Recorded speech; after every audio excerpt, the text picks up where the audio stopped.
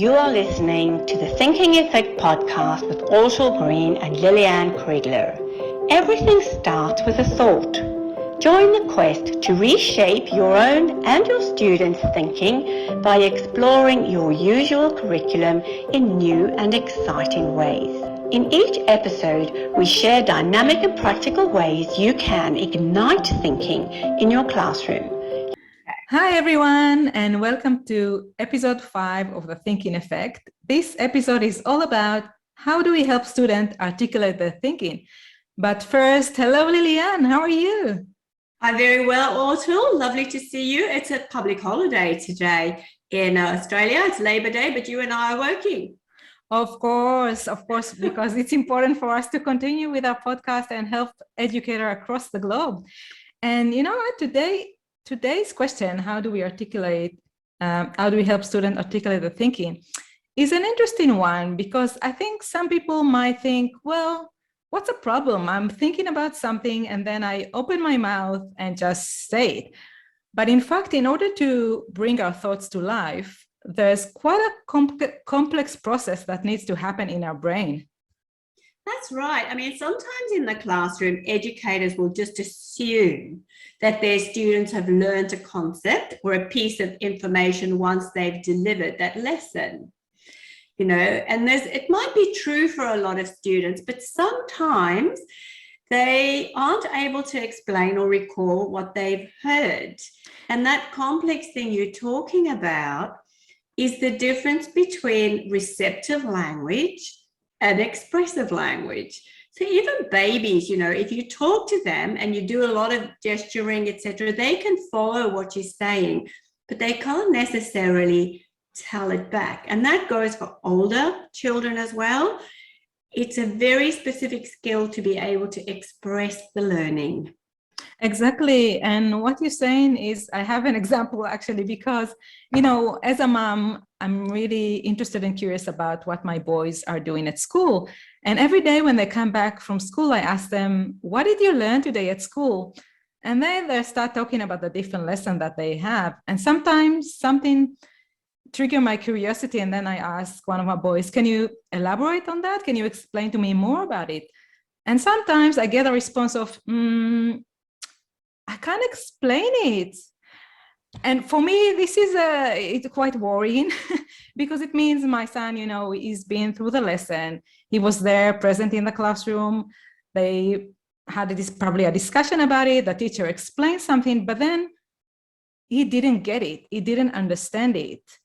And I think sometimes there might be a gap in terms of the outcomes, the perceived outcomes of a lesson, because the teacher might think, well, the lesson was great. I explained a new topic. We had a class discussion about it and everyone understood the new topic or the new subject. And the student maybe through the lesson itself also think they got it, they understood it. But then later on, when they need to articulate their thinking and explain their new learning, they just don't have the words for it, which means they didn't understand it. You're so correct in this. And I mean, if say we use the example of magnetism, you know, sometimes the educators create even a beautiful lesson with magnets where they will put the magnets on the table, and also some of the attendant resources, like there might be iron filings or different kinds of magnets, or the children might be encouraged to check the magnetism of different things like a piece of wood or a nail or a staple or whatever. But when, as you say, they come to explain it later, they have a very blunt description. You know, we watched this thing where the magnet attracted stuff. So it's more, you know, you really have to think about a lot of the language, and the gap I think you're talking about is where students have this language and we inject it, we put it in exactly the context where they're working. So, you know, you might talk about a magnet has two poles. There's a north one and a south one, or a magnet has a force, or, you know, it depends on the weight of the materials. or naming even the metals, you know, which of the metals, is it iron, is it nickel, what is it? So getting a better language. In fact, Professor Boyce, I speak about him often, he calls language a verbal tool, a tool you can use to help the children explain what you've said, that, you know, and get that gap closed. Yeah, definitely. They need to first be able to make the connection and then have the vocabulary to express their thinking. And as you said, if we continue with the magnetism example, let's say the teacher is running a session and they speak about the theory, and then hopefully the students get to have hands-on experience, as we know how important it is to understand a topic.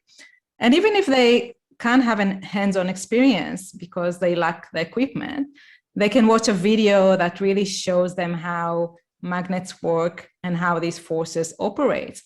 And then once the student actually observed, you know, magnetism, magnets, how they work, then we can help them further and use, for example, mind mapping in order to help them articulate their thinking. Mind mapping actually is a great learning tool because it helps you create that connection between different parts of information. It helps you structure the information, understand the connection, and then assign the language to it. And that helps you, helps your brain learn it, and also helps you remember it for longer. So it's a great tool to use. And if we continue with our example, let's say we choose a theme, which is how does magnetism work? So you ask your student, for example, to take an A4 paper, and then in the middle you write how does magnetism work, and kind of circle it around, and then ask your student to come up with the first association from that question. And then they can draw lines and write the first association, which might be electric charges, or might be north and south poles, as you mentioned before. Yes. And then from there on, they can continue with that, from that first association, to create secondary association. So for example, with the north and south poles, one secondary association might be opposite poles attract, or same poles repel. So you let the students do this activity in order for them to form that connection in their brain between with the new information they just learned, and find the verbal, the right verbal way to express it, the right words. And then when they finish this activity, you can actually ask your student to share the mind map they created, share with the class, and explain the rest of the students about it, about their thinking on this topic. Yes, this is a marvelous tool because, you know, hopefully it's collaborative. So the first thing is that children are exposed to other people's knowledge while they're building that map. Then there's the adding the hands and the eyes. So if we know about how the brain works, there are huge areas of the brain linked to the hands and the eyes, and not the ears only. And when they can see the words written and when they're active, the learning is embedded. Children have to hear something 40 times before they learn it, if it's just coming through their ears, and they have to hear it in context 40 times. There's research around this. But the minute you start with action, play, recording, and using the other senses, that learning happens faster. So those are a few reasons why mind mapping is really good. But as you said also, you know, they put down poles here and attract and repel, and then there's a line between those things. And in our planning and discussion for this podcast, we suddenly had this realization that the line is a really important thing, because the line is talking about the relationship and the cause and the effect, or there's so many different kinds of relationships, but that's what a mind map is actually showing, the connections between ideas. So that's why it makes it a very powerful learning tool. And if it's happening sort of side by side or soon after the actual hands-on activity, it's very, very powerful because it brings more explanation and currency to what they were doing. Definitely, it helps them structure the new information and create that relationship, that connection between the different information that they just heard or saw. And as you said, Liliane, it's very important to visualize our learning, because it's not enough to hear it. I mean, verbally, like you said, it will take 40 times. My God, that's so much. So with mind mapping, you can actually encourage students to visualize that information. So they don't necessarily have to just write what it is. They can draw the magnets, they can draw how they work. And that help expedite that process of learning and understanding that new information. Yes, that's absolutely right. And when they see the language on the page, one of the things I believe about thinking is that it's got to come out of the here and now so that you can recall it abstractly in your mind. So once they see the language written down on the page, they can start to visualize it in their own brain. And what this does is it takes that receptive language, what they're hearing and seeing, etc., but it gives them more capacity to express it because it's more embedded in their brains. And what this also helps them to do, and I think this is very underestimated sometimes, is it gives them a language to discuss it with themselves in their own mind. It grows their ability to self-talk, talk to themselves about something. And this is, one of so the expressive language goes out of their mind into the community so they can discuss it and talk about it, but also it allows them to talk about it in themselves, to reason about it. So if this wood isn't being attracted, then I know that it's not magnetic. And if I need something magnetic for this puppet to be, say there's a puppet on a little metal wooden stand and you've got a magnet underneath a piece of cardboard and you're trying to move it around, you'll realize what you have to change. You can reason that out. I need to take this wooden disc and attach my standing puppet to a metal disc so that the magnet's actually going to move it around. They're able to reason that in their mind.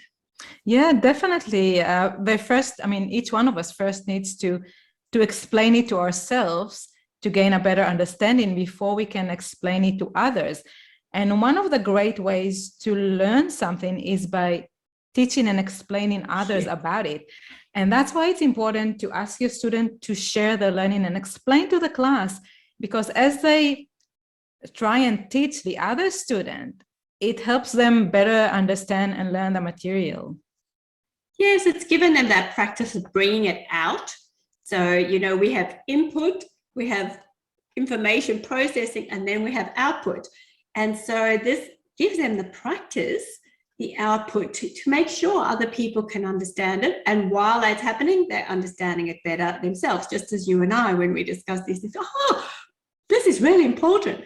So yes, the other thing is, unless the children do have this deep understanding and they are able to express it, you can't really build more complex information on top of it.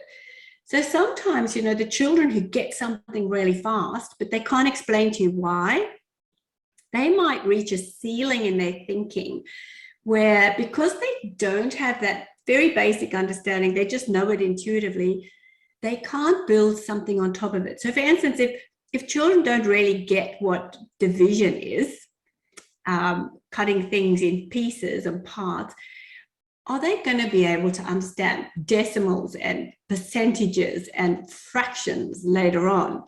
You know, if they can't talk really well about how you can divide things into pieces and whether those pieces are equal, and whether, you know, the minute you cut a pizza into 8 pieces, they're 8 pieces, but each piece is smaller. If they can't articulate that understanding, it becomes really difficult to build new information on top of it. So that's why it's very important that this expressive language is well developed in the classroom. Yeah, absolutely. We need to have solid foundations before we can build on it. Exactly. That's right. Yeah. And yeah, that brings me actually to the next episode. Let's share with everyone what's the next episode is going to be. So next time we're going to talk about how can you help children see the forest and the trees, which is going to be an interesting topic to discuss. Yes, I love that. So the quick summation from this quick podcast was, how do we help children to articulate their learning? So what does that mean? That means they are able to tell others exactly what they understand about something. Why is it important? Because it consolidates the learning and it helps them to build more learning on top of it. And the how is perhaps lovely hand-on activities, but to supplement those with lots of vocabulary and the opportunity to mind map and to visualize information, maybe even in drawing and other ways. Absolutely. And we would love to hear from you, teachers who try this in your classroom, tried mind mapping and helping your student articulate their thinking. We would love to hear from you about your experiences. So please email us. Our email address is thethinkingeffectpodcast@gmail.com. And one lucky teacher will get the Think Unique, my book, which is a comprehensive guide to help teachers create an innovative learning environment in the classroom. So feel free to write. We always love to hear from teachers and educators from around the globe. And we will meet you next time in our next episode, episode 6. How can we help children see the forest and the trees?